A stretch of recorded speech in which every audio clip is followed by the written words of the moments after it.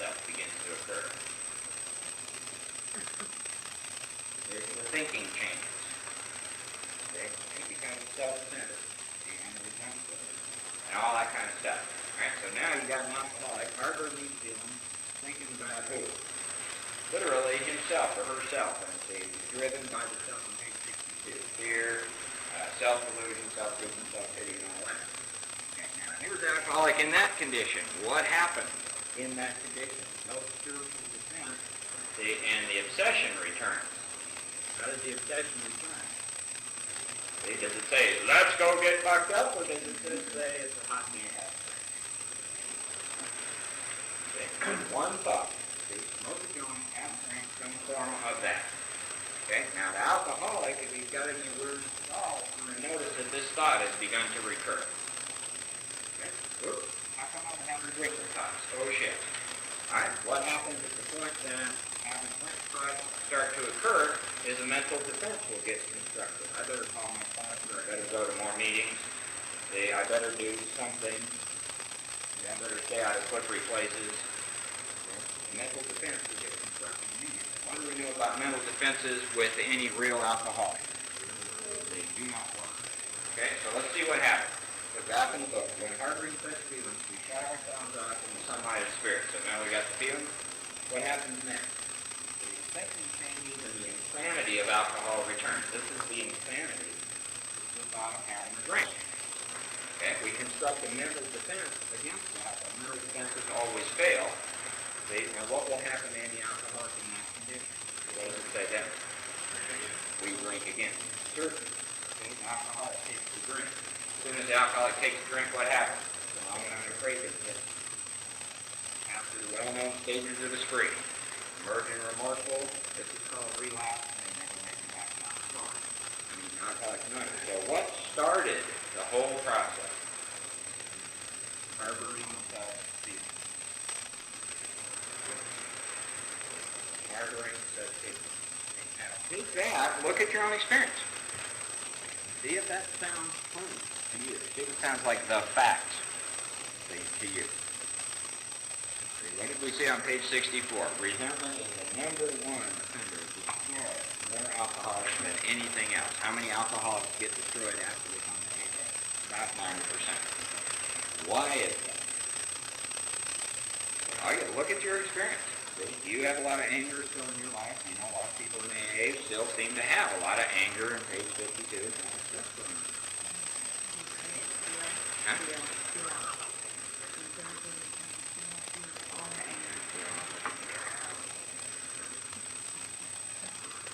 Okay, does everybody understand that? See, this is the mechanism, see, by which people get drunk again. It's very simple, it's very deadly. So it makes you wonder, see, can I afford all this stuff? That I have now written down. See, do I need a solution to it? What happens if I don't get a solution to it? What are the chances of me staying sober? How many people do stay sober? Recover. Not too many. True or false? Fact or fiction? One or the other.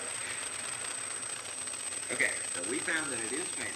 When harboring such feelings, we shut ourselves off. See, who did it to us? Blame anybody. We shut ourselves off from the sunlight of the Spirit. Okay? As soon as we're cut off from God, what happens? The insanity of alcohol returns. See, that is the thinking. We then construct a mental defense. What's certain to happen? It will fail, and we drink again. Okay? And with us, to drink is to do what? Us is the first 100 people, see, who knew they had something fatal going on in their life. I can include myself in the us, see, because I know that this stuff is true about me. I can't afford resentment. You got to ask yourself, see if you can afford this stuff. Okay, so let's all read the next sentence together out loud. We were to live, we had to go to meetings. Okay, what do they think? We were to live, so does anger and resentment sound like a life or death matter to the people who founded Alcoholics Anonymous? Is it a life or death matter to you? we were to live, we had to be free of anger. Notice it doesn't say we had to deal with it, vent it, discuss it, pat it on the popo, wheel it around in a wheelbarrow, put it in a book, learn how to manage it, learn how to control it. It doesn't say any of those kind of things, does it? It says if we were to live, we had to be free of it. So let's ask ourselves a logical question. See, what is there that you can do with your anger that's going to work?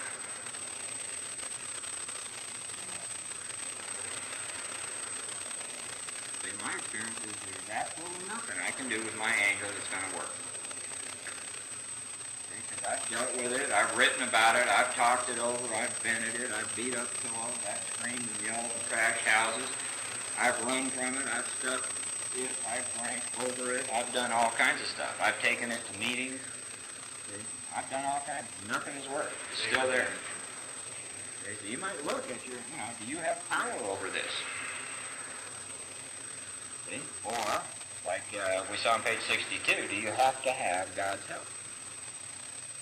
Okay. And do you believe, see, that a power greater than yourself can restore you to sanity? And what does removal of anger have to do with being restored to sanity in your life?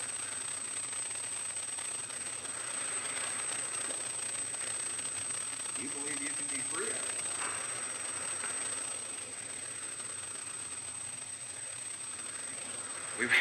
We were doing one of these case studies. I think Dave was one of the guys there over in the church about 3 months ago. There was a guy sitting in the meeting. We were talking about this. This guy just stood up. Oh yeah, nobody can be free of their anger. God, that's a bunch of crap. And then here's all this anger coming up.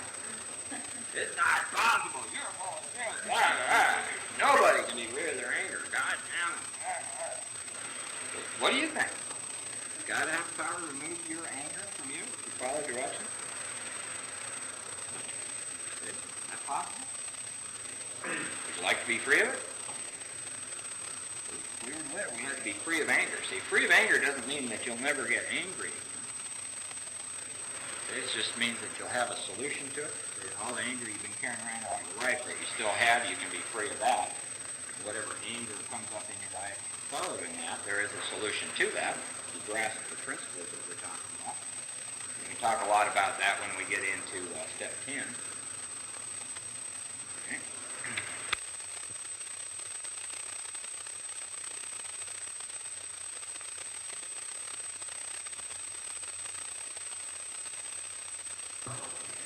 If we were to live, we had to. See, what does had to translate into? See, I mean, does that sound like a must in your program? See, what the book is telling me is that if I don't get free of this, see, then I must get drunk. See, so there's another must that ought to be considered. If we were to live, we had to be free of anger. The grouch and the brainstorm were not for who? Everybody know what grouch means? Whining, complaining, bitching, moaning, all that kind of stuff. You grouch a lot. You do those kind of things. See, about your resentments and your anger and what other people do and all that sort of stuff. See, I used to grouch a lot. Okay? And the brainstorm. A couple of definitions for brainstorm. See, one of them is bright ideas. Hey, I got some bright ideas. I think I'll take a stress management course. That'll give me power over my anger. I'll vent my anger. I'll deal with my anger somehow. I'll just think positive. I'll just confront people and assert my rights. I'll set boundaries and limits. I'll do this. I'll take assertiveness training. I'll. Does that all come under the category of brainstorm? Anybody got any experience with that stuff? Done any of it? I've done a bunch of it. Did it work for you? Did it set you free from your anger? No. It's all personal power. I'll just be self-confident. See, I'll just have self-esteem. See, I'll just do this. I'll just do that. See, it's all, I'm not powerless. I'm going to do something. See, so that's not for me. That is for a brainstorm is like a spree. It's an unrestrained burst of mental activity. See, have you ever found that when you get mad, you get really driven by things? And your mind just starts, doing the stuff. See, and if you're like me, it always especially towards the end of my drinking, it can get pretty violent. Fuck them. All that kind of stuff. That's a brain stuff. You found that there isn't any control over that. See, can you just choose to have a happy day when those kind of things are going on? Okay. Can you just think positive? See, throw a little self-esteem at that kind of stuff? Does that work? The grouch and the brainstorm were not for us. Okay. Now, my first year of sobriety, they were for me. Okay. But they were for me because at that point I'd never accepted. I was powerless and my life was unmanageable and this stuff would kill me. Okay. So now I'm pretty clear, see, that grouch and brainstorm is not for me. Okay. They may be the dubious luxury of normal men and women. Dubious means questionable. See, they may be the dubious luxury. What does they refer to? Grouching and brainstorming. Okay, now do you hear, see, in yourself and in other people you know, a lot of grouching and brainstorming and goes on? Okay, so people who are grouching and brainstorming, what must they think about themselves? They're normal. Thinking it's going to work. Okay, a lot of people in AA think they're normal. See, and that's going to work. These are the dubious, meaning questionable, luxury of normal men. People who continue to do it seem to think that they're normal. Well, the question is, and what the question I'm asking everybody here is, does it work for you? No. That's all you need to know. Okay? And they work for normal people, okay? But it doesn't seem to work for alcoholics. The reason I know that is I'm an alcoholic, it doesn't work for me. I work with lots of alcoholics, it doesn't work for them. So what you got to know is it going to work for you? Because if it isn't going to work for you, see, what does that mean in terms of relapse? And if you keep doing it, do you want to stay sober? Do you want to be a recovered alcoholic? And these are clear-cut, precise things. See, but it means letting go of our old ideas. On page 58. See, a lot of us have lots of old ideas about this stuff. Are you willing to let go of yours? Take some willingness, some humility, some honesty. The grouch and the brainstorm are not for us. They may be the dubious luxury of normal men, but for alcoholics. See, does your name go there? Are you an alcoholic? Is this true about you?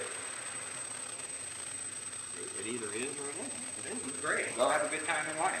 See, but if it is true, and you see that your anger can kill you, see, then what do you need to do? I'm an alcoholic. For alcoholics, these things are poison. What does these things refer to?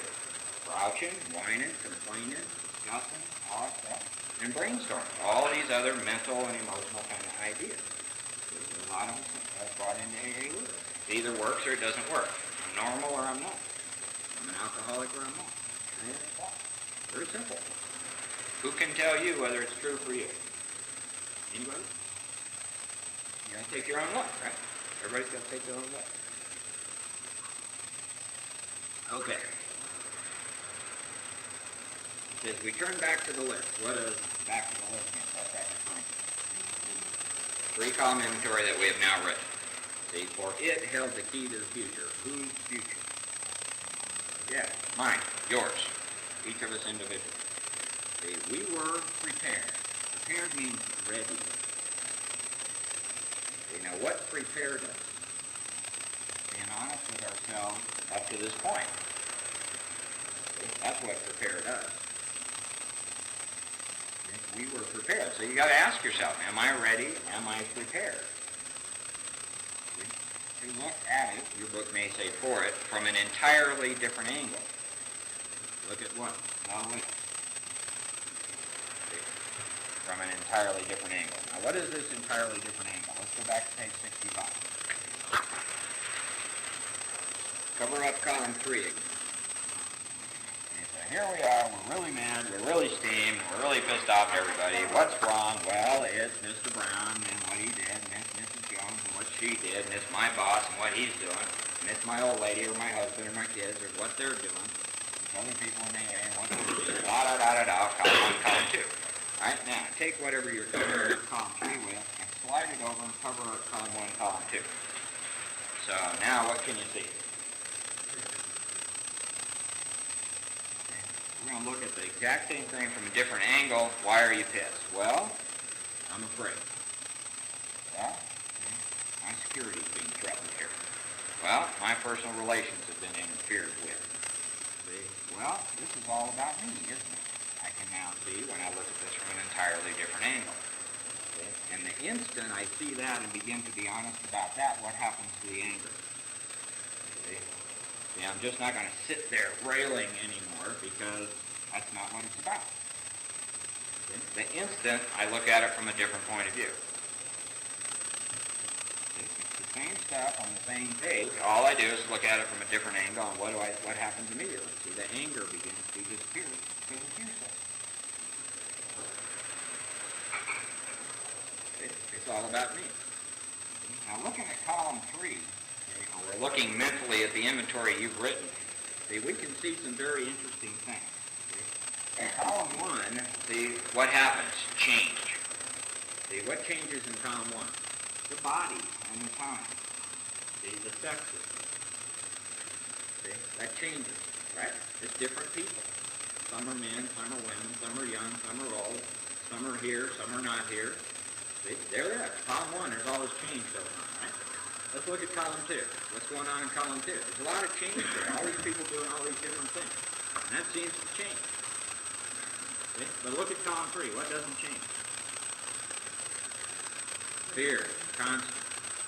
Personal relations, constant. Self-esteem problems, constant. Pride problems, constant. Ambition, constant. Been there the whole time. No change. Where's the problem? We're prepared to look at this, our anger, what's wrong in our lives from an entirely different angle. When we do that, we begin to see what the real problem really is. That it's not those people and what they're doing. It's this stuff in me that doesn't ever change. Okay, back on page 66. This, we turn back to the list where it held the key to the future. Whose future? Ours. We were prepared to look at it from an entirely different angle. We began to see that the world and its people really dominated it. Okay? So looking at your grudge list, see, here's all these people, and what can they do? They can interfere with you, right? They can punch your buttons. What happens when that occurs? Are you dominated? See? Are you driven by your anger? See? Do you live in seething resentment, wasting all kinds of time figuring out ways to get even, and I should have said, and if they ever do that again, by God, see? And they can't do that to me, and they don't know who they're fucking with. See? Anybody do that kind of stuff? See? So you notice that you get dominated in the situation itself, and for days, weeks, and months thereafter, all that kind of stuff. We began to see that we were dominated by the world and its people. And we fight, and we try to get rid of them. The solution for most of us, you ever heard the cliche in AA, accept, change, or eliminate? They don't do it as much over here as they do over in California. It's a pretty common slogan. And what happens is, nobody accepts anything. We're powerless to change anything. So the only solution to problems in life is eliminate everybody. Get rid of them. Well, that ain't the solution. The problem here is if we get free of the stuff that's going on inside of us, people can't push your buttons anymore. You'd be free of it. But until you're free of it, you're doomed. And you begin to understand that when you got it up. There it is. It's just going to go on. It's not going to change. It ain't going away on its own. We began to see that the world and its people really dominated. I looked into this a little further as I was going along, and it really messed with my pride. Because most of my life I had thought that while I do fuck people over and I'm not the world's nicest guy and all that, at least I got over on all these people. And the truth was, looking at my inventory, that every woman in my life has known what my buttons were, and had me wrapped on a string around a small finger, and had me jumping through hoops. Every single one of them, my wife, my girlfriend, my mom, my aunt, all of them that I presented, every one of them knew how to manipulate and control me, just really messed with my pride. It was evident to them all along how to do it. Somebody wanted to get me out of a room, my wife knew exactly what to say if she wanted me not in the house. She just had to say one or two things. I'm pissed, I'm off, getting drunk, she doesn't see me for a couple of days. She's got the whole weekend to herself. And that kind of stuff happened a lot. I absolutely dominated by people. Bosses, co-workers, parents, children. People know, and they use it. They definitely use it. The reason I know that is I did it myself. Okay, remember the whole thing on page 61, is it not evident to all the rest of the players that this is what's going on? It's really weird. So, can you face, that you're dominated, by all of this? And that people really know how to get you and will? No shit. They began to see that the world and its people really dominated us. Dominated means to rule by superior power. In therapy land and some AA meetings and all that, we're kind of tumbled to that idea a little bit. Well, I give them power and all that. Well, you don't really give it to them. You don't have any choice. You just don't have a choice. You just notice as you go around, somebody punches your buttons and just chew. Not to be angry. No way. Once somebody knows what the button is, you're doomed. They got you. Okay. Why do you think we're all on the run all the time? Okay, in that state, now what is this state? Mind and body. It's a hopeless state of mind and body. In that state, so we're not talking about New Mexico, California. In that state, and this state goes on inside of us, in our mind and body. So the wrongdoing of others, all the button pushers, whatever they are, fancied or real, they had power to do what? You ever get mad, get drunk, and drive your car? You ever get suicidally depressed over this stuff? You ever get angry and violent and plot revenge? All that kind of stuff. Is it literally true that this has the power to actually kill? Who could it kill? You? Other people? Innocent bystanders? Is it true? Do you have any power over it? Does it make your life unmanageable? If it stays true, if the wrongdoing of others has power to actually kill and you're trying to stay sober, what are your chances of staying sober? A lot of questions we need to ask ourselves. In that state, the wrongdoing of others, that's column 2, fancied or real, had power to actually kill. Okay, let's look at the next sentence. How could we deal with this? Shouldn't we now discuss this? Okay, let's look this over. What's the next sentence say? What does the word escape mean? What's the difference between escaping and discussing? Getting rid of it. Yeah. I get see. We need to beat some spiritual feet here. Okay? Out of this state where we are dominated by this stuff. Have you discussed yours and noticed you still have it? See, have you dealt with yours and found out, that it stays put? You're just doomed to dealing with it? See, have you stress managed it and anger controlled it and found out you still got it? See, no escape from this? How could we escape? So here we are. We're in this rather untenable, powerless position. We've got all this anger and resentment, and we know that because we just did this 3-column inventory. And we now pretty clearly see that if something isn't done about this, it's going to get us drunk. Is everybody pretty clear? Or loaded. Relapse is pretty certain. Okay, and then we have to admit that we're powerless over it. Does that make your life unmanageable? How could we escape? We saw that these resentments, what's the next word? No musts in the program. That's a pretty life or death kind of must right there. We saw. So do you see that these resentments must be mastered? I mean, is that getting pretty clear to you? What is the certain outcome for your future if you don't find a way, a solution to that? We saw that these resentments must be mastered, but how? We couldn't wish them away anymore in alcohol. Let's see if that's true. Find your people list. The grudge list started last week. That's all the people.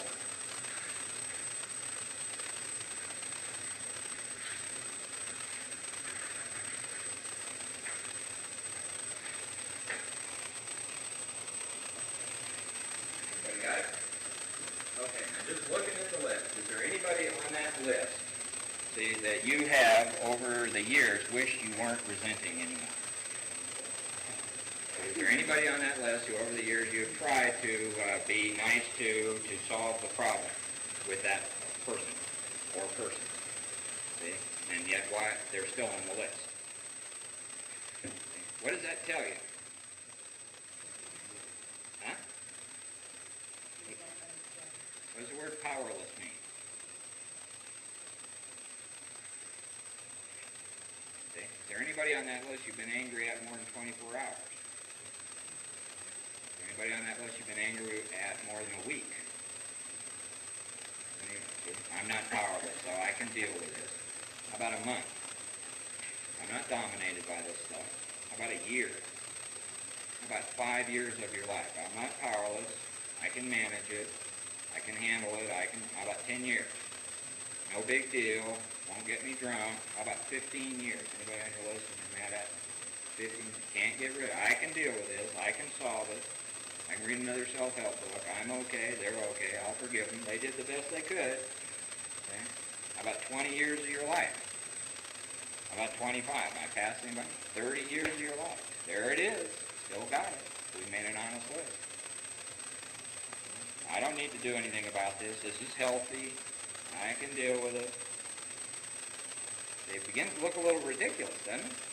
Is it going to take the power of God in your life to set you free from that stuff?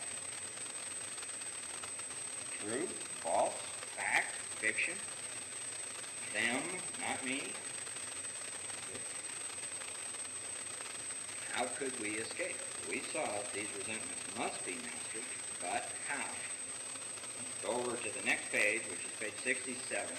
Go to the very top of the page. What are the three words you see in capital letters at the top? How it works. Okay. What's the question down here at the bottom of page 66? How? How? Okay, so we got a clear-cut set of directions now for what to start doing about this stuff. Okay? So we saw that these resentments must be mastered, but how? We couldn't wish them away any more than alcohol. Okay, so this was our course. So there is a course of action here that works. Okay, but this course only seems to be able to be accomplished by people who see, number one, the volume of resentment and anger in their life, number two, the deadliness of it, and number three, their powerlessness over it. Okay? If those things are not recognized, then this course is pretty much just a bunch of wishful thinking. Yeah, it's okay for people who can't handle stuff. Okay? But here is the course, if you can see those things. Number one, we realize that the people who wronged us need to be forgiven. They did the best they could. Okay? Is that what your book says? See the word forgiven there anywhere? Anywhere? You see that they did the best they could anywhere? No. So the first thing we need to do in this course of action is to realize means what? Get it. To see that the people, what people are they talking about? Everybody in column 1 on your inventory, including your parents, husbands, wives, granddads, grandmothers, kids, everybody who wronged us were perhaps spiritually what? See? Now they may or may not be alcoholics, see, but we need to understand that they are spiritually sick. Now how are we going to see that? It's very simple. Okay, look, just go to person number 1 on your people list. See, this is whoever person number 1 on your people list is, and ask yourself, am I the only human being that person collided with? See, or does that person seem to collide with other people besides me? See, what did we learn about collision on page 60? The evidence of self-will. Okay? Self-will is the evidence of spiritual what? Sickness. Okay? There's only 2 wills running around. Ours and God's. Okay? So God's will isn't that we get into collision with people, but self-will does get us into collision with people. So we ask ourselves about the people in column 1, am I the only person these folks get in collision with? Okay? Pretty obviously not. See? What does that tell me about person in column number 1? Whose will are they doing? See? Whether they're a good person or a not good person, whose will are they doing? Will. Their own. Okay? Does that tell me that they are perhaps spiritually sick? pretty clear. Number one, see, in this course of action, we realize that the people who wronged us were perhaps what? What does that mean? Running on self-will too. Okay, see, but remember, we are extreme examples of self-will run riot. See, and those people may not be. Okay, but they are perhaps spiritually sick. So, does everybody understand that?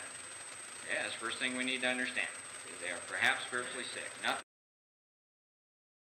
about forgiving them or seeing that they did the best they could, or they didn't mean it, or they've changed now, or any of that stuff. They either are spiritually sick or they're not. Okay? Facts. What are we looking at here? Facts. Top to page 67. Though we did not like their symptoms. What's that? Column 2. Okay? That's what we wrote in column 2. Did not like their symptoms. The things that cause us to be angry at them.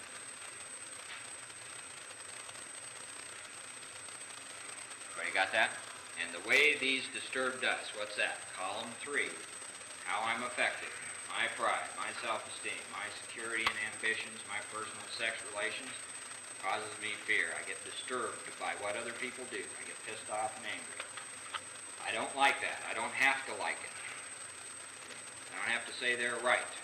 All I have to do is realize that they're spiritually sick. I don't like their symptoms. I don't like the way they disturb me. But they, like me, were sick too. See? So in a collision, see, we generally have two people running on self-will. Okay, so I'm here on self-will. I've already admitted that. See, but now I got to look and see, why are they here in this collision with me? Okay, so now, see, I have admitted that to myself. I have also admitted to myself that there's nothing I can do with my anger that's going to work. I have no power over it. So what decision did I make in step 3? That I was going to turn my will and my life over to God. Does that include, see, these daily things that happen, see, when I get angry? Yes? Okay, so what am I going to rely on right now? In this situation where I'm angry with somebody. We ask what? God. See, to help us show them the same tolerance, pity, and patience that we would, cheerfully grant a sick friend. Does that sound like it might be difficult for you to do with at least some people that you're angry at? Yeah. See, this is not an easy course of action. Okay. When a person offended, we said to them, we confronted them with, "You sick son of a bitch." No. When a person offended, what did we do? We said to ourselves, that we don't confront them with what's going on with them. We said to ourselves, number 1, this is a sick man. See, that's the first part of the course of action. See? Number 2 is about service. See? Notice it doesn't say, how can I get even? How can I be right? How can I win? See? How can I get what I want? How can I make them do it my way? See? How can what? Helpful. See, to him. So first we realize they're sick. See? And the prayer is, how can I be helpful to him, her, them, it, whatever. Okay? Third thing is, God damn them. For many years, that was the only prayer I ever knew. God damn them. See, what does this say? God save me from being angry. I can't do it. There they are. They're angry. See, they're in an argument too. They're in a collision too. But so what? God saved me from being angry. See, thy will be done. Okay. That's the beginning of the course of action. People who know that anger can kill them. Okay, and need to find a solution for it. Okay, so you got to ask yourself, am I willing to do that? That might be a little tough. That might level my pride occasionally. That might cause me a little distress occasionally. But the last part of that prayer is, thy will be done. If you would, just remember the last good argument you got into. It may have been this morning, yesterday, day before yesterday, a week ago, whatever. Just remember the last argument. Everybody got one? Get yourself right in the middle of it. Okay, and then ask yourself, whose will is getting done here?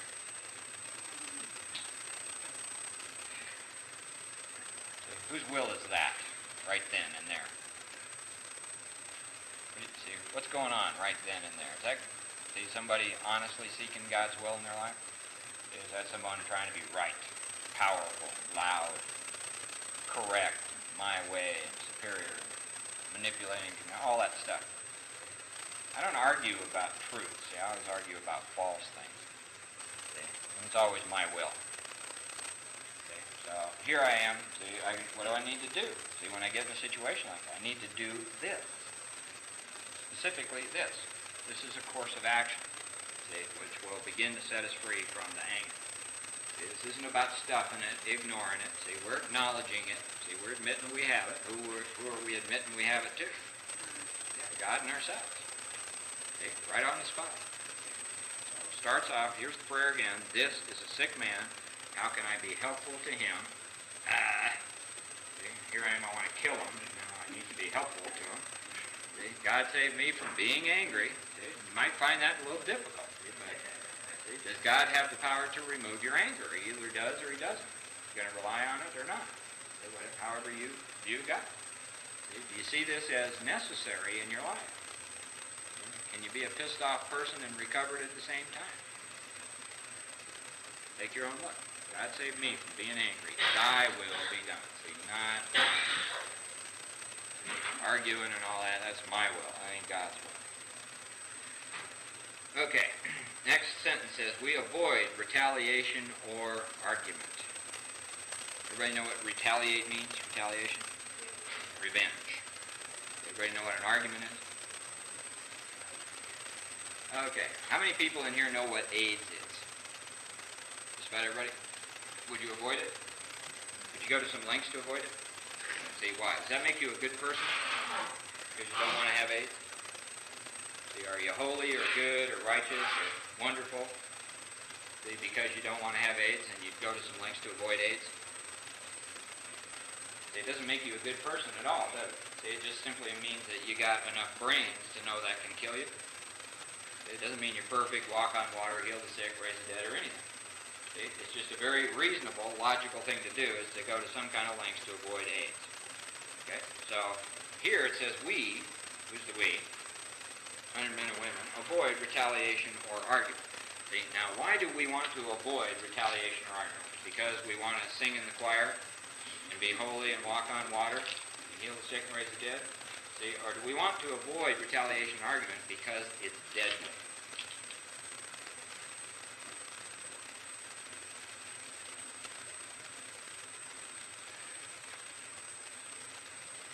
See, something you might think about. See, there's a long incubation period for the HIV virus and full-blown AIDS and all that kind of stuff. See, who do you think is more likely to die the soonest? An alcoholic who's got a resentment, see, or someone who just tested positive for HIV? Which one do you think would die sooner? I'd say that probably the alcoholic. True or it's false? See, we avoid retaliation and argument. See, and you might look at retaliation and argument the same way you view the HIV virus. See, it's deadly. So we avoid retaliation or argument. We wouldn't treat sick people that way. Well, some of us would. There were points in my life when I would. You scumbag. Okay, if we do, what happens? Okay, real serious. Write step 12 right there. See, stomp on my own recovery, step 12. I just destroyed it. See, what I'm trying to do here, see, is come to some understanding and make a decision and put my life on a different basis. Part of that is that I realize that I need to rely on God and be of service to my fellow man. See, and each and every time I'm arguing and doing that, see, I'm not only affecting the person I'm arguing with.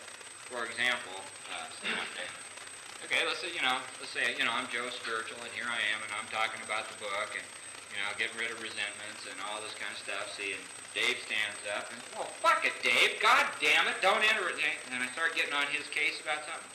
See, what's my demonstration here? See, what do you now know about me and what I'm saying about the book? See, the shit that I'm doing, see, is not only going to harm him, see, and myself, see, but what did I just do about this information to everybody in the room? Like this. Yeah. See, I just destroyed any chance of being of service to anybody here. See, because you're all going to know I'm a liar. See, this guy's just talking words. See, he ain't doing it. See, so I just destroyed step 12 in my life. See, as far as any of you are concerned. See, now what if I walk out the door and just keep doing that everywhere I go? And yet I need to grasp and develop a manner of living that demands rigorous honesty. Yet I need to put these principles into action in every area of my life. See? What am I doing to my own chance of recovery if I continue to do that? I'm destroying it. See, so who's actually killing me? Thanks. See? Who actually set it in motion? Me. I did it to me. I'm doing it to me. Can't afford it. You either can afford it or you can't afford it. One or the other. There's nothing real deep and mysterious about this. Okay? If we do, see, we destroy our chance of being helpful. See? Now, one of the problems that we have as alcoholics, the reason I know we have it is because I'm an alcoholic and I've had it, see, is we are always operating in this thing called hindsight. See? It's always about, what I did that screwed somebody over 8 hours ago or 8 days ago. See, I'm never doing something to prevent my doing it again. See, I'm always dealing with the feelings that resulted from having done it again. See, I walk in here and I tell you how my life doesn't work, and you start telling me to examine my motives. See, so I'm examining my motives for having done it again. See, when the problem is I did it again. See, the problem is I'm still resentful. The problem is I'm still afraid. I'm still angry. I'm still selfish. See, and operating in hindsight is not going to solve the problem ever. See, I need to be doing something to prevent. See, it's called prophylaxis. See, to do something to prevent, see, this from happening in the future. See, not to deal with something that already happened. Dealing with things that already happened haven't solved my problems ever. You might look and see if you need to change your point of view about that kind of stuff. Okay? Okay, so we avoid retaliation or argument. We wouldn't treat sick people that way. If we do, we destroy our chance of being helpful. See, so it's either true or it's false. You just start looking at that in terms of your own life. And you might remember those circles that we drew in chapter 2. See how the stuff that we have and that we do engulfs other people. See, begin to look at it. See, because we all, seem to go through our lives and, well, I'm only hurting myself. Doesn't affect anybody else, all that kind of thing. So then the next sentence says, we cannot be helpful to all people. Okay? See, so does that seem true? Anybody in here done any 12-step work yet? You found you cannot be helpful to all people? Okay. See, but at least means bare minimum. At least, God will show us, this is a pretty major promise, how to take a kindly and tolerant view of all but the slime bags.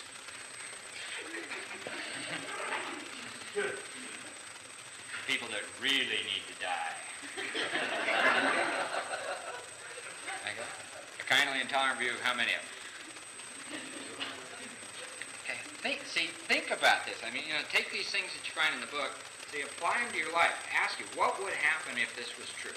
See, what would happen if God, however you understand God, really did, show you how to have a kindly and tolerant view of everybody in the world? Do you think your life, would get peaceful? See, if nothing else happened as a result of working the steps, wouldn't that smooth your life out quite a bit? Just that one promise right there? See? Wouldn't that make sobriety worth having? Just that one thing right there?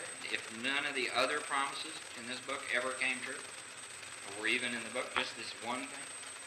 See, if you really were able to live your life without being pissed off and having all these buttons and all that kind of stuff, you could just go through life without collision, without being holy or wonderful, or walking on water, or healing the sick. None of that was true. See, if that one thing was true, wouldn't that make a major, incredible change occur in your life? And we like to read this stuff and we just go right by these things, which are very powerful. So there's some stuff, that you might start looking at. Okay, so that's a pretty major promise. We're going to stop here, so let's read the sentence one more time. We cannot be helpful to all people, and that's very true. See, but at least, bare minimum, God will show us. See, now, why do we need God to show us how to do that? Have you ever been able to achieve that on your own? See, I can't. 38 years old, world's smartest guy. Couldn't achieve it on my own. Pissed me off. But at least God will show us how to take a kindly and tolerant view of each and every one. Pretty amazing. See, and just one other point about that is that when I came to Alcoholics Anonymous in 1982, I was for sure not the world's nicest human being. I was for sure not the world's most sincere, truly loving, warm, caring kind of guy. See, and achieve it on my own. Pissed me off. But at least God will show us how to take a kindly and tolerant view of each and every one. Pretty amazing. See, and just one other point about that is that when I came to Alcoholics Anonymous in 1982, I was for sure not the world's nicest human being. See, I was for sure not the world's most sincere, truly loving, warm, caring kind of guy. See, and somebody took that attitude, somebody who relied on God, took that attitude toward me and helped me. See, and their prejudices about the kind of human being I was and the circumstances of my life did not get in the way of them showing me how to work these steps. See, and that allowed me to recover and to find a spiritual experience in my life. I personally was not excluded by somebody else's prejudice. See, and I will forever be grateful to that man. See, because he did exactly what that said. See, he took a kindly and tolerant view of a jerk like me. 1982. So you might apply that to your own experience, see, and see that, if this doesn't occur in your life, see, who might get excluded? See, could somebody literally die as a result of our inability to take a kindly and tolerant view, see, toward them when they walk in here in whatever shape they're in here in? See, some things to start looking at, see, expand your point of view about some of this stuff. Okay, that's where we're going to stop, and we'll pick up with column 4 next week. Okay, now before we...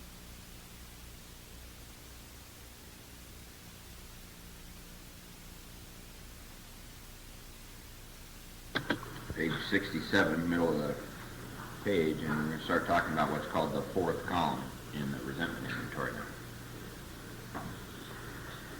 This is referring to our list again. So what list is that? The 3 column. You need a book? Yeah. Want to follow along with the book? There's one up here.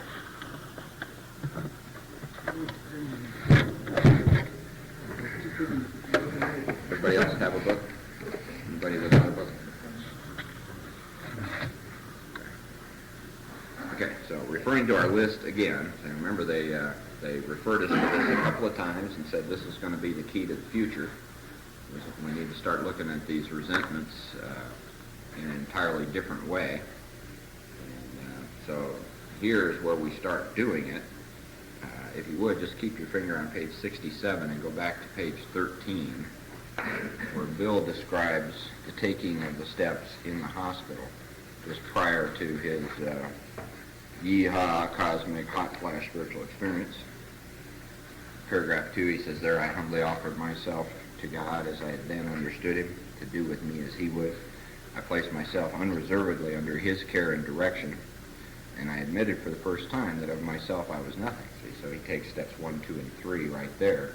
Okay? And then he says, I ruthlessly faced my sins. Everybody see that? What does the word ruthless mean? Calculating. Yeah, without any compassion or mercy. For who? Himself. Okay? See, so this is the brutal truth about who he's talking about. Bill Wilson. See, looking at himself. See, and there he is. He's doing his 4th step.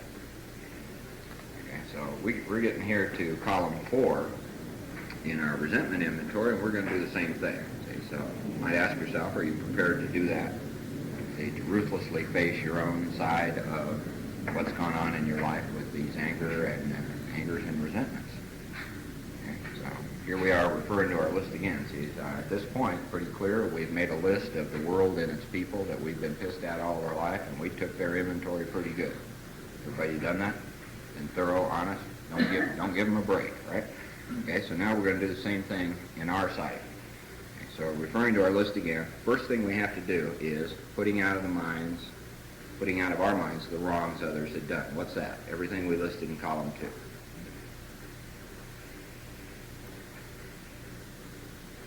Okay, so that's the first part of how we start to be honest with ourselves. Because as long as we're hanging on to what they did to us, can we see what we have, where our side of it is? That'll keep us blind. So the first thing we have to do is to put out of our minds the wrongs others have done. Okay, now the problem that a lot of us run into at that point is I can't do that. See, I may want to do that, but I seem to be powerless to do that. Anybody run into that? Okay, so what did we do in step 3? Who are we going to rely on here to put out of our minds, see, the wrongs others have done? In other words, have these resentments removed, see, so that we can be honest with ourselves about what's really going on here, see, the cause of the anger. Okay, see, so if you find yourself getting stuck, see, on your 4th step, see, quite often it's because, see, we're not willing to let go of the resentments. Okay, and that's something that you need to look at and then pray about. See, find yourself powerless over it. See, it gets people just stuck in the water. Okay, so you have to be honest with yourself. Am I willing, see, to be free of the resentment I have for this human being or these human beings? See, God saved me from being angry.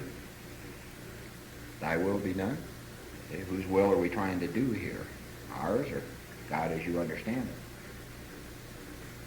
So first thing we do, putting out of our minds the wrongs others have done, we resolutely look for what? All right, so the word resolute means with a will. So with a will, we look for our own mistakes. Okay, now what has our will been, now that we've seen column 1, 2, and 3? It's been to catalog and inventory everybody else's mistakes for about as long as we've been alive. Eh? Pretty true about everybody. See, that has been my will. See, I resolutely did that. Okay, I've been doing that all my life, and I stayed drunk. And so now I'm going to resolutely look for my own mistakes in all of these resentments I have written down. Okay, so I go back to resentment number 1 on the people list, and I start looking for my part in what all this was. Okay, now they ask 4 very specific things in the next sentence. It says, where had we been? Number 1, selfish. Number 2, dishonest. And number 3, self-seeking. And number 4, frightened.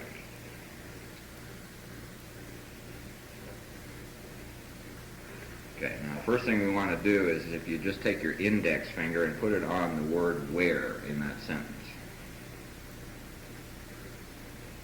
Okay, now let's all read the sentence now.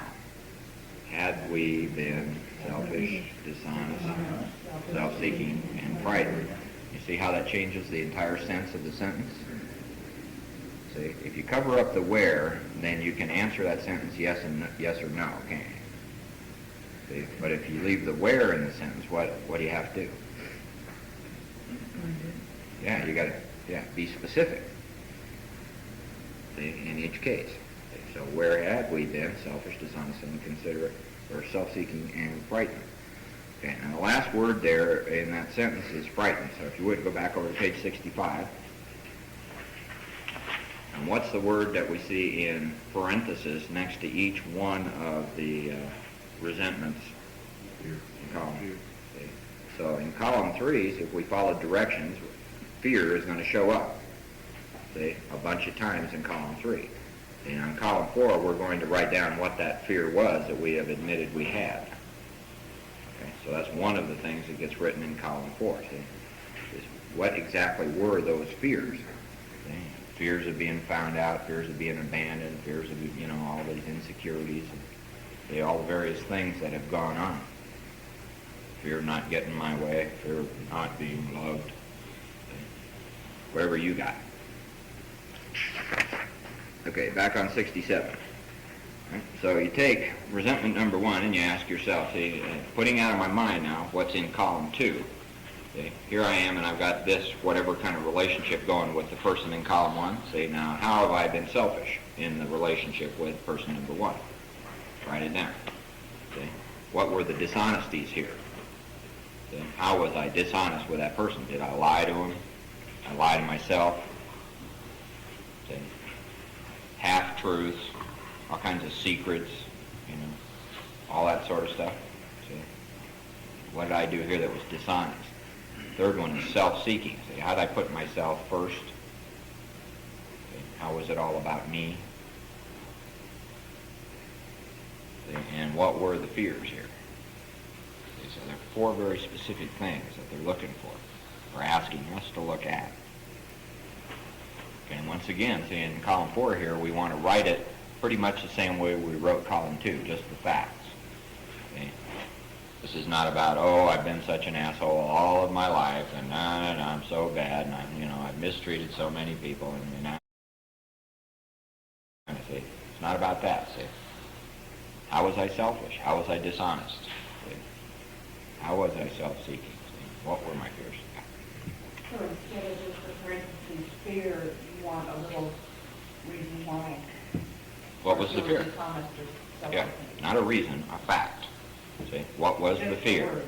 Oh, what was the No, fear? the word fear goes in column 3 when you do the 3-column inventory. But in column 4, you write down what was that fear, or what were those fears.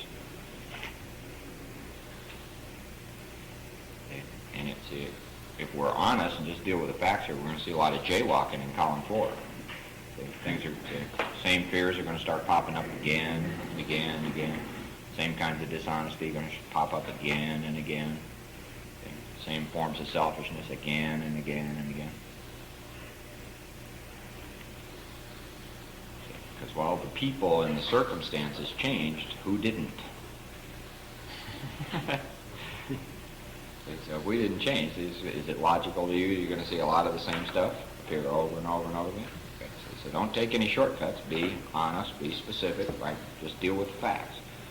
And remember, we're going through the warehouse to count the widgets. This is not an exercise in beating ourselves up and dealing with our feelings and or any of that kind of stuff. Just want to find out what are the facts in all these cases.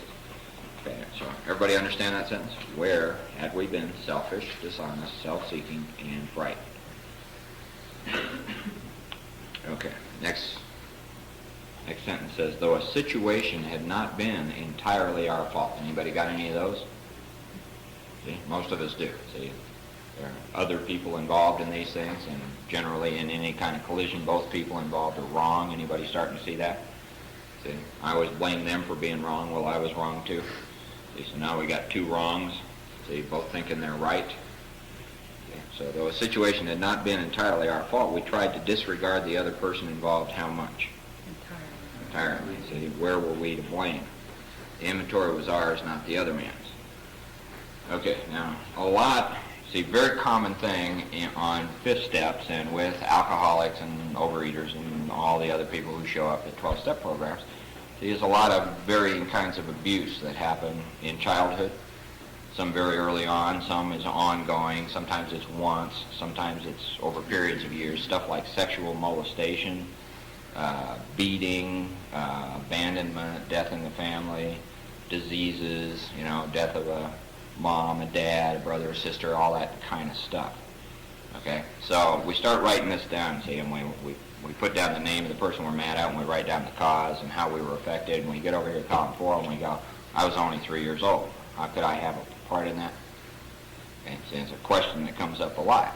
See, so we have to start looking, see, if we're going to disregard the other person involved, see, we have to start being honest with ourselves about stuff like this. See, I got molested when I was a kid, okay, and some other kinds of things happen. All right, so here I am. At the point I did this, I was 38 years old. All that stuff happened before, all up to about age 15. I'm 38. It happened when I'm 15. See, and I'm still hanging on to this resentment.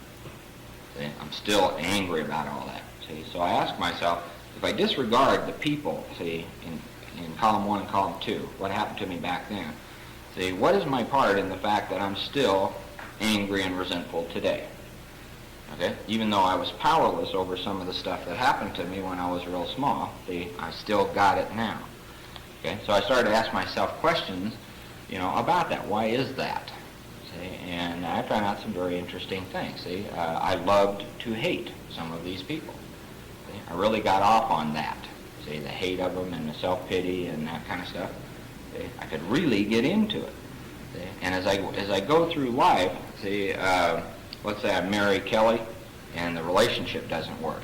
Well, it's not my fault, see, because when I was a kid, da-da-da-da-da-da, see, and I began to see that the stuff in my childhood, those kind of resentments, I've been using to justify, see, my inadequacies as an adult, see, and I've done that all of my life, see. Every time something didn't work, a relationship, a career, anything, see, it was because of what happened back here, see. Now, is that selfish? Yeah. See, it's my built-in kind of excuse or rationalization for mistreating other people, see, for my selfishness, for my self-centeredness. See, it had a great big push into this whole nobody gives me a break attitude, see, that I've had all my life. See, this just attitude that goes around, well, you ought to give me a break, see, because I was mistreated when I was a kid. See, and that was, see, that had become such a part of me, it was like my hair. See, I wasn't even conscious that I was thinking and believing that anymore. See, so is that selfish? Is that dishonest? Yeah, I'm dishonest with me, I'm dishonest with other people. See, I would use those things to get sympathy and attention. See, I'd start talking about it, and, oh, woe is me, and people would say, oh yeah, you got these issues to deal with, and we can understand why you're so depressed, and we can understand why you're so fucked up and afraid, and why your relationships don't work. And then I go, yeah, see, they understand me. That's really great. See, and I just like get off on that. See, and it, you know, a lot of this is just insane kind of thinking, and I wasn't all that aware that it was going on, see, until I take my inventory and start looking at it. Okay? See, so you may have some stuff like that. See, so we're going to disregard the other people and what happened entirely and start looking at, see, where are we being selfish, dishonest, self-seeking, and frightened. I had some experience in that, and when I realized that these things had become very useful tools for me. Yeah. Because I could go into a meeting and have instant status by admitting the stuff which I should have dealt with decades ago. Yeah. Everybody hear that? Yeah. A lot of pride there. Because I fucked up. Gee whiz. Lucky me. Yeah, lucky me. Well, see, Last place I can use it too. in a sick group, that's a good tool. See? Because everybody goes, oh yeah, you survived it, you're doing good. And he's working. Look at the courage he's displaying, working on his issues, that kind of stuff. Yeah. See, so we're talking about, you know, real selfishness, real dishonesty. See, about these things, see, that we've been angry and resentful at. See, the book called them Calamity back in chapter 4. See, so we're not here to say that what happened, see, when you were a kid, and who did it and who was involved. We're not here to say that they're right or that it was okay, see, by any means. See, what we're trying to look at is, see, regardless of what they did, see, how are we being selfish about it and dishonest about it and self-seeking in regard to it, and what are the fears that come out of it.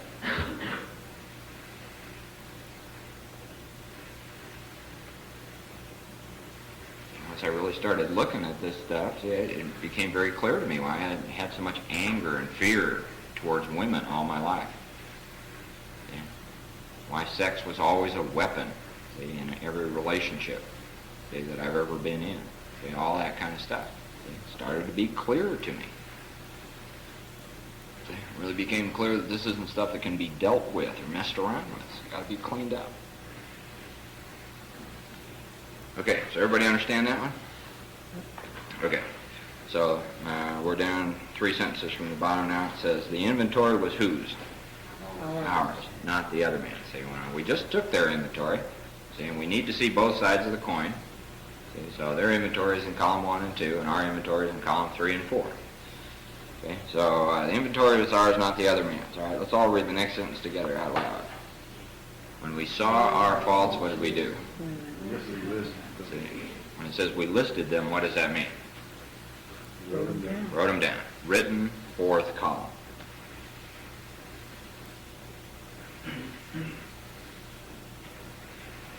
We saw our faults, we listed them. Okay, so once again, say if you find yourself going into the fourth column and you don't see your faults, probably still unwilling to let go of the resentment. Probably unwilling to have God remove the resentment. I didn't do anything. It wasn't my fault. So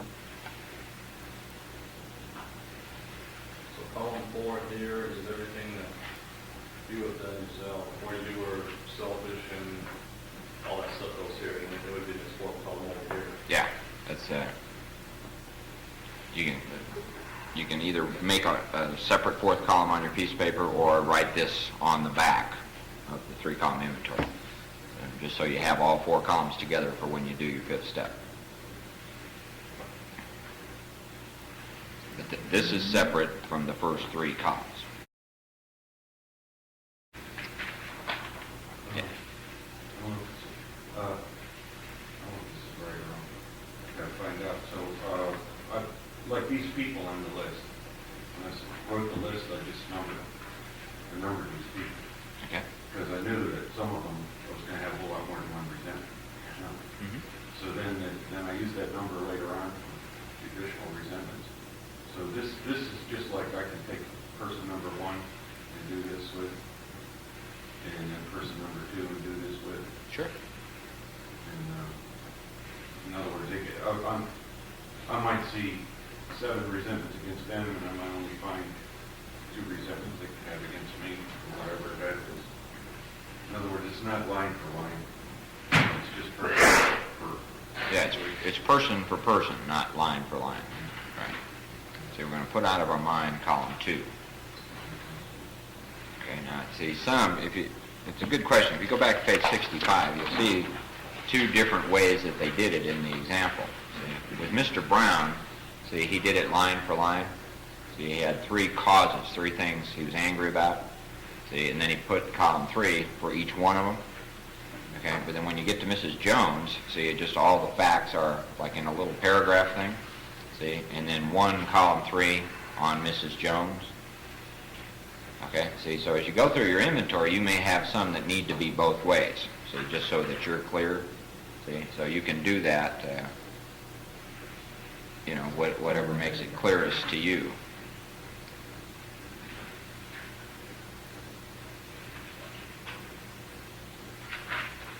See, but pretty much what you want to do is disregard column 2.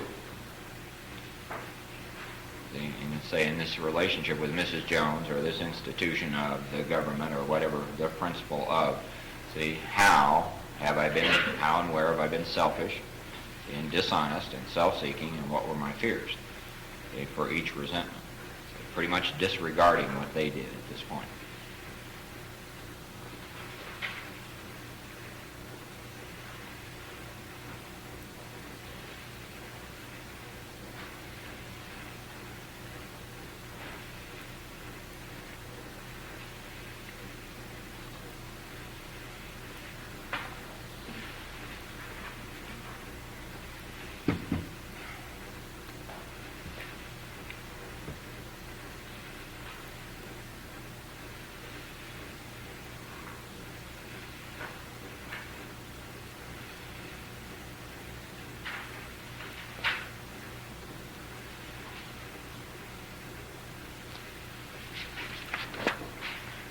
I've got a question. If you, as an example, if somebody's into, whatever, cars or running or whatever, could they say, well, I'm being selfish by doing this? This is kind of off the path, but I mean, how would you justify that within yourself, saying, I'm being selfish with this, or, anything, saying I'm being selfish with this?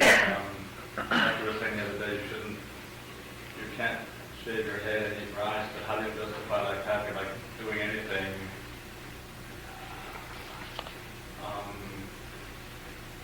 saying I'm doing this for myself, and this isn't really, how can you justify that that's not being selfish, or is that getting off the path somehow? Well, at this point, you're not trying to justify something as not being selfish, you're trying to find out what is selfish. Okay, see, so if you got a hobby, like I used to play a lot of tennis, okay, see, and I was very selfish with that. See, I put that ahead of my wife, I put that ahead of, other things that I was responsible for. I was really into that. See, and I felt very justified in what I was doing, and I never considered anybody else. It was a selfish thing that I was doing. Okay? So there was, it wasn't just my drinking that was selfish, and the drugs I was doing that was selfish. I was doing a lot of things that were selfish, and they all go in column 4. So I'm not trying to find out how I'm unselfish. I'm trying to take an honest look at everything I do that is selfish. I want it my way. Stuff is sure turned around sometimes in the Hmm? Stuff is sure turned around sometimes in uni. Yeah. For a long time, I couldn't figure out how come I needed to make amends to other people, because if I had a disease and I wasn't responsible for it, then why should I have to be making amends? And a lot of that stuff, a lot of justifiable stuff goes on. And when you're new too, that's real confusing. That's why it's so important that everybody works those steps, see? Understands what this is all about. See, until people work the steps, none of this makes any sense.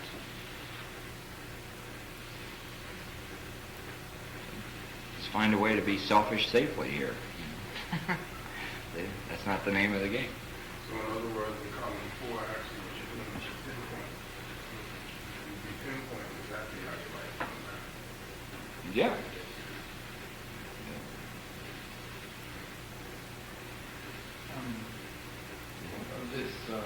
The origin of what we're working on now is the anger, list of things which we are angry. How about the selfishness? Is there any selfishness in my life that's not related to something I'm angry at?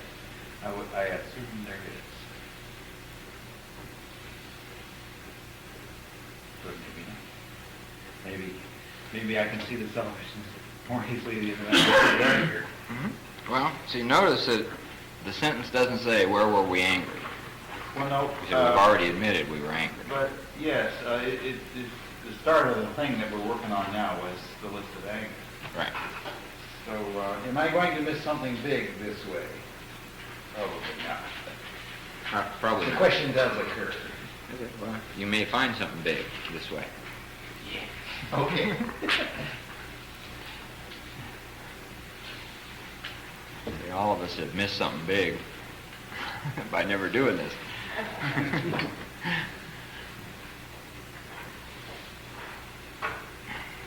Okay, back to page 67. The inventory was ours, not the other man's. When we saw our faults, what do? List them. We place them before us in black and white. See, so both of those sentences are telling us to do what? Write it down. Write it down. Okay, and the last sentence there in, see, has 2 parts. It says, we admitted our wrongs how? Honestly. See, in each of these resentments, see, that's on the inventory, with each person, with each principle, and with each institution. We admitted our wrongs honestly, and, what does and mean? Also, yeah, see, and we're willing to set these matters straight. Janie, hi. Okay, so, see, underline the words, these matters, see, and ask yourself, what do they mean? Those 2 words, these matters. What does that refer to? Does that refer to column 2? Column 4. See, so what is it that we're becoming willing to set straight?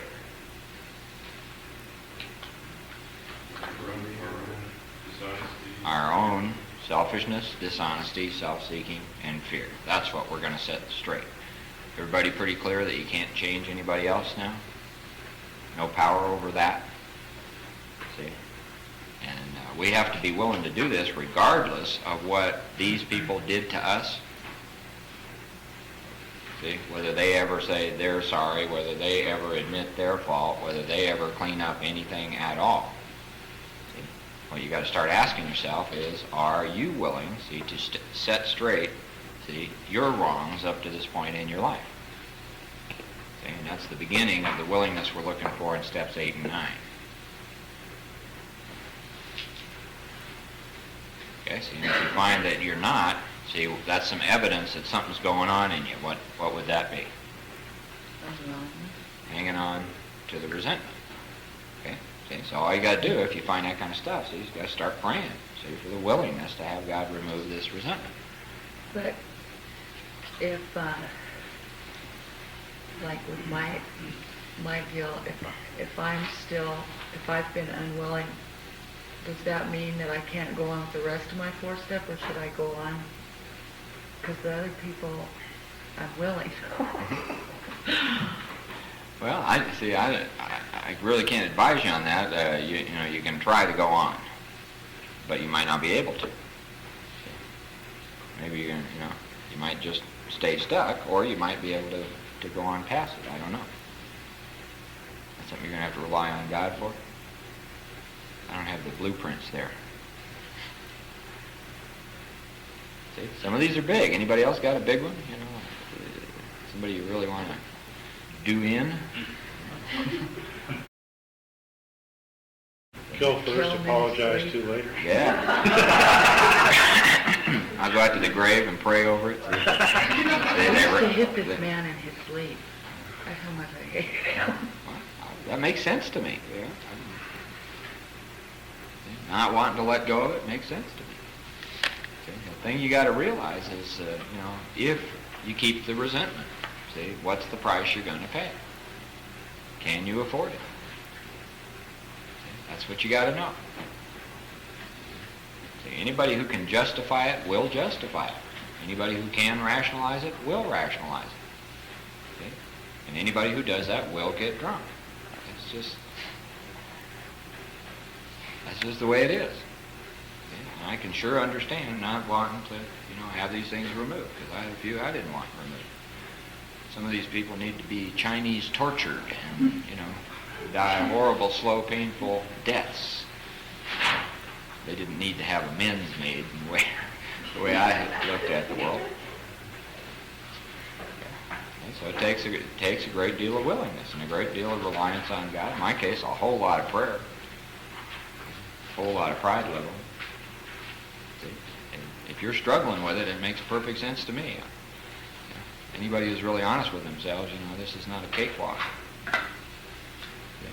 This is some real hard work. It takes a lot of willingness, a lot of honesty. You got to bite the bullet on your own pride.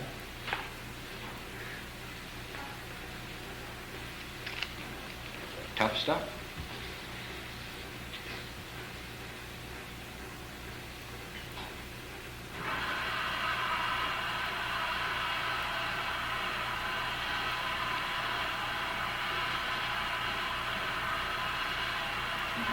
So we admitted our wrongs. How?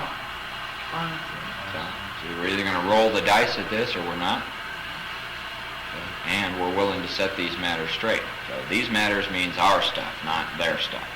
Okay. Regardless of what condition they're in, spiritually, physically, mentally, emotionally, financially, or anything else.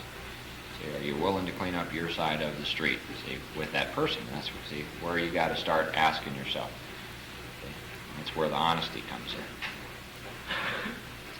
I hope everybody's beginning to see that this is going to make it very apparent to you, if you're honest with yourself, see how little freedom there is in your life.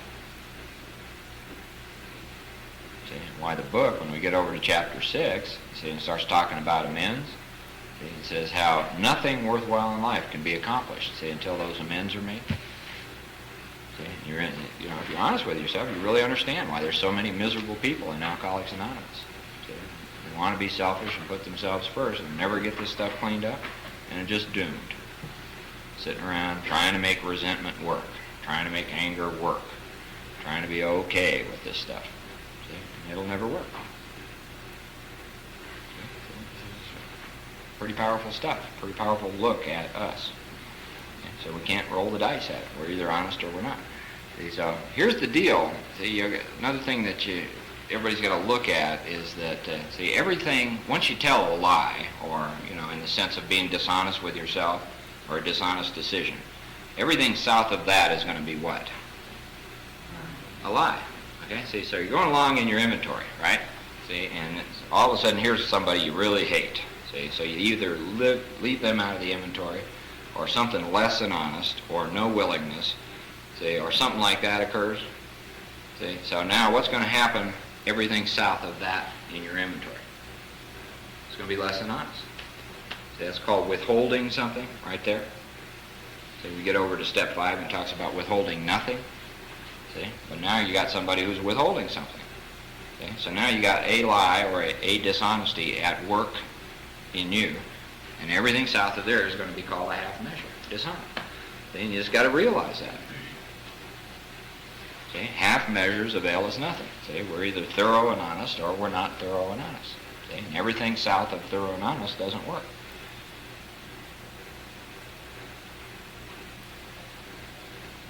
This isn't stuff we can cha-cha around. Or, see, if you can rationalize it, see, that's just going to be dishonest. If you can justify it, that's going to be dishonest. See, we all just need to understand that, face that right off the bat. This stuff is not rationalizable or justifiable. It's dead to me. So, you're either convinced of that or you're not.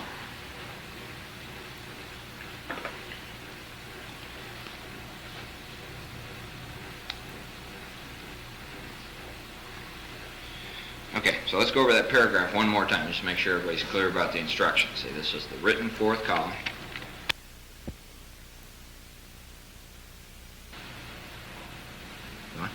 Okay, this is the written fourth column, referring to our list again. So that's the 3-column inventory, which at this point we have completed. It says, putting out of our minds the wrongs others had done. See, everybody understand now why they say that? See, we can't be honest with ourselves if we're hanging on to the resentment. So putting out of our minds the wrongs others had done, we resolutely, with a will, looked for our own mistakes. See? So all you got to do is be honest with yourself. Am I doing that? See? Am I resolutely looking for my own mistakes? See, where had we been selfish, dishonest, self-seeking, and frightened? So you might look those 4 words up in a dictionary before you start this so that you're real clear about what they mean. Though a situation had not been entirely our fault, and I'm sure you're going to have some of those, see, in your 4th step, see, situations that aren't entirely your fault. We tried to disregard the other person involved. How much? Entirely. Okay, where were we to blame? See, what have we been doing all of our lives? Blaming somebody else? See, blaming the person we're mad at, or blaming something in the past? Blaming our parents? See, anybody else in here really get into the dysfunctional family deal? Oh yeah, man, that explains all the tragedy in my life. See? I just grabbed dysfunctional family and danced with that one for 10 years. See? Now my life makes sense. That's why I'm so screwed up. See? Never noticing that I'm screwed up while I'm dancing with it. Okay? See? So where were we to blame? Not where is somebody else to blame. Okay? The inventory was ours, not the other man's. So when we saw our faults, what did we do? Written 4th column. We placed them before us. How? Black and white. Okay. We admitted our wrongs honestly, and we're willing to set these matters straight. So what I'd like to suggest that you do while you're doing the 4th column, see, is just go through this paragraph, see, with each one that you write. Okay. Make sure that you've addressed each of these sentences and things that they've asked here, see, for each of the people, each of the institutions, and each of the principles as you're writing your inventory. See? Make sure that you have admitted whatever you've done wrong or whatever your wrongs were honestly, and ask yourself if you are, see, willing, see, to clean this up. See, anybody in here been into primal therapy and any of those other kind of things? That a lot of stuff came out of the 70s and then the early 80s and all that. See, there was a whole school of psychology and psychiatry that said, see, go back into your dysfunctional childhood, see, and find the guy that did it to you, or the woman that did it to you, see, and then once you find that, see, you take that, see, and it's now a baseball bat, and you run out and you start whacking them on the head with it, see, and confront them with their wrong. Anybody picked up those ideas along the way? See, and you tell, you do this, and you divorce your parents, and, all that kind of crap. See, there's nothing like that in the steps. See, we're not going to do that. That's not what we're up to. See, we're going to leave other people alone, see, and just clean up the wrongs in our lives. See, we're trying to get free. See, we're not trying to set more crap in motion. Okay, see, and that's what all that confrontational stuff did. See, and one of the heavyweight guru kind of guys who was promoting that back in the 70s, a few years later, blew his brains out. Because that was the price he paid. See, so, that is not, there's nothing about that kind of stuff in these steps. See, we're going to take responsibility for our side of whatever we've been into up to this point and clean it up. See, realizing that our lives will not work until we do that. See, but we can't do step 8 and 9 if we're not honest here. Everybody clear about that? See, you're not really going to know the harms done others, how many, where, how, all that kind of stuff, see, until we face it. So we got to face it. So everybody, that makes sense to everybody? See, this is very logical, very practical kind of thing. Okay? We're not here to beat other people up or to be right or any of that kind of stuff. We're trying to get free. At least I assume you're all trying to get free. Okay, now we're going to get into the fear thing. Before we do that, anybody got any questions at all about the resentment part of the inventory? That's the end of the resentment part. It's part 1 of step 4. Okay, so why don't we just go over the instructions for that one more time so that you're clear about it. Go back over to page 64. We'll look at the instructions. Last paragraph on page 64. It says, resentment is the number 1 offender. It destroys more alcoholics than anything else. Now you got this list. See?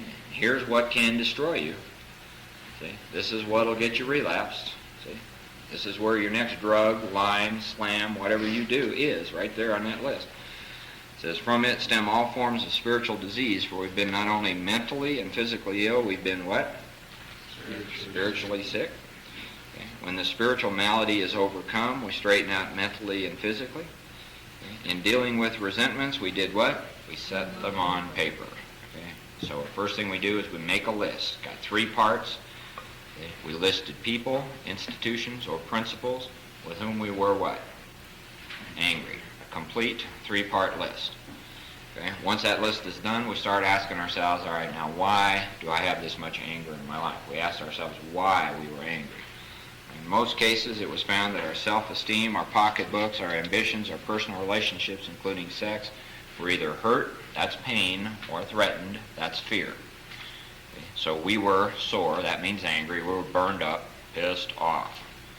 Okay? So on our grudge list, we set opposite each name our injuries. Injuries do what? They hurt. Okay? Was it our self-esteem, our security, our ambitions, our personal or sex relations which had been interfered with? Interfere means to get in the way. Okay, so here we got this list of all the people, institutions, and principles that somehow got in the way, see, of how we want it. Or what we thought, or what we were trying to get, or any of that. We were usually as definite as this example. Everybody remember what definite means? Precise or exact. Okay, so you see, we're not looking to write War and Peace here. We're just going in the warehouse and counting the widgets. We just want the facts on this piece of paper. Okay, so then they give the example of Mr. Brown, Mrs. Jones, the employer and wife, and say we don't see a history of anybody's relationship with that person there, do we? All we see in column 2 is the facts. Why this person is mad at those 4 people. Okay, and that's how we want to write the inventory, just the facts.